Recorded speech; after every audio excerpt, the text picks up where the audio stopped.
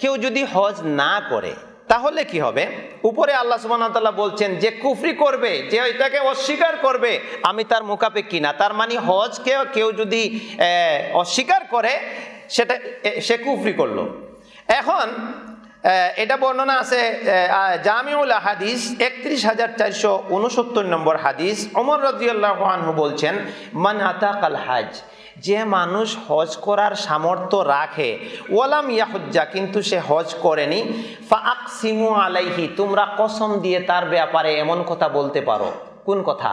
তোমরা কসম দিয়ে তার ব্যাপারে এমন কথা বলতে পারো যে সে ইন্নাহু মাতা ইয়াহুদিয়ান আও নাসরানিয়ান, তার মৃত্যুটা হয় ইহুদি অবস্থায় হলো নয়তো খ্রিস্টান অবস্থায় হলো। নাউজুবিল্লাহি মিন যালিক।